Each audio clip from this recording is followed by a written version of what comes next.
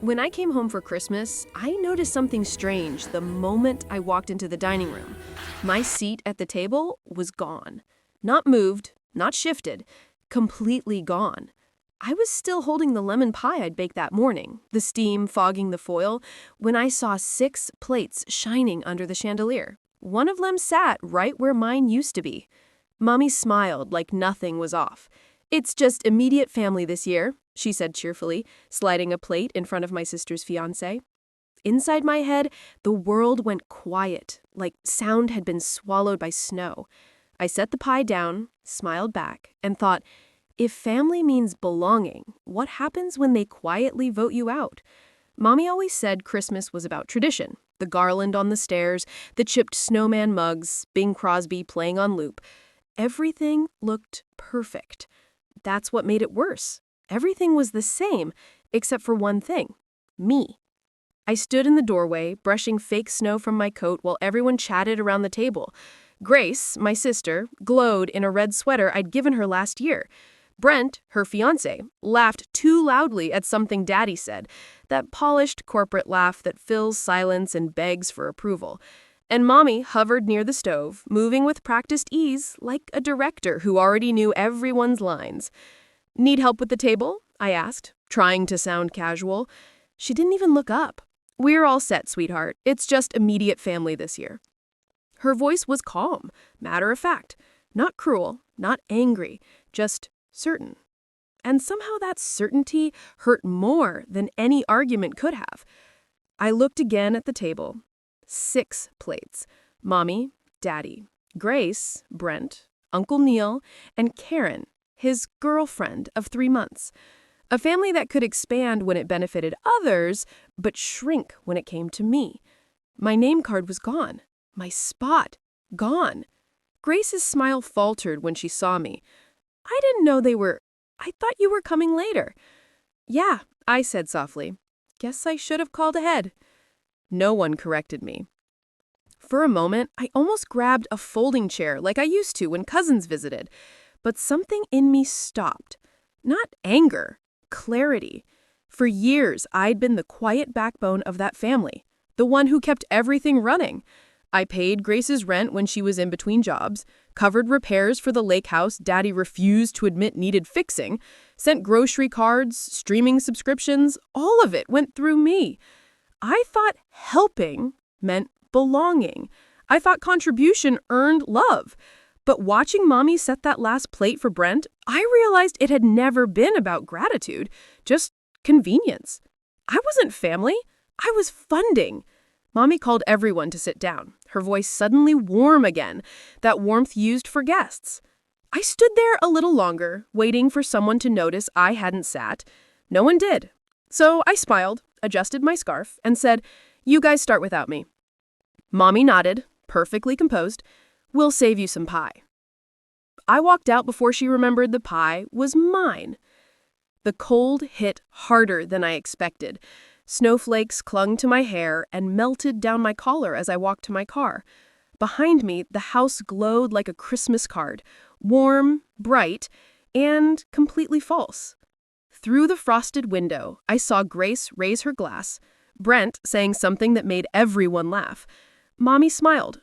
From the outside, it looked like a memory worth keeping. Inside, it was the quietest betrayal I ever knew. I sat behind the wheel, the pie on the passenger seat, my breath fogging the air. Bing Crosby played softly on the radio. "I'll be home for Christmas." The irony nearly made me laugh. I thought about the past few years. Every time a problem in that house somehow ended up on my plate. Grace's rent, Mommy's electric bill, Daddy's temporary loan for lake house repairs. They never asked directly. They just hinted. And I filled in the silence with money. Because that's what love looked like, right? You make things easier. But love had turned into a transaction, and I was the only one still paying. I pictured the spreadsheet on my laptop, the one labeled Family Expenses. The numbers never stopped climbing.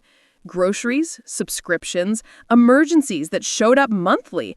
I used to tell myself it was love, but now I saw it clearly. It was maintenance. I'd been maintaining their comfort at the cost of my own.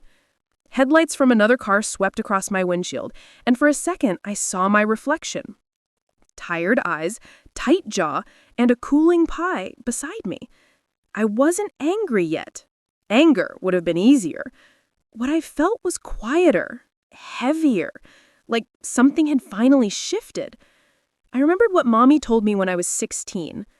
Grace needs more attention. You're stronger, Adele. I believed her then. I thought strength meant giving more, needing less. But strength without boundaries isn't strength. It's servitude. A knock on the glass snapped me out of it. The neighbor's kid waved, pointing to the snow piling up. I nodded, turned the key, and the heater hummed to life. As I backed out, I saw Mommy through the window again, leaning close to Brent, laughing, hand on her shoulder. She never looked at me like that. Snow thickened as I drove away. People say silence keeps peace, but in my family, silence erased people. That night, I didn't cry, I didn't yell. I just drove home and made a quiet promise. I'd never again buy my place at that table. When I got to my apartment, it was past midnight, the kind of cold that seeps through walls and bones. I set the lemon pie on the counter and stood there for a moment, coat half off, shoes still wet. The silence felt honest. No fake laughter, no background music pretending everything was fine, just the hum of the fridge and the soft tick of the clock. My phone buzzed. Mommy, Grace, Daddy. 32 messages stacked like accusations. I didn't open a single one. Instead, I sat at my desk, opened my laptop, and stared at the budgeting app still open from last week. Click. $600 monthly transferred to Mommy and Daddy. Paused. Click. Grace's car payment. Canceled. Click. Prime. Ended. Click. Netflix. Logged out of all devices. Each click felt like striking a match, not to burn bridges, just to light my way out. No note, no speech, just quiet boundaries where noise used to live. Another message came in. Are you seriously doing this over one dinner? I closed the screen, made coffee instead. The smell filled the room, warm and steady. For years, I'd been the reliable one, the backup plan, the helper, the fixer. Tonight, I said no, without saying a word. A memory surfaced. Mommy in the kitchen when I was 12, telling Grace, "You're the creative one." Then turning to me, "And you, Adele, you're the practical one. You'll keep things running." I thought that was a compliment.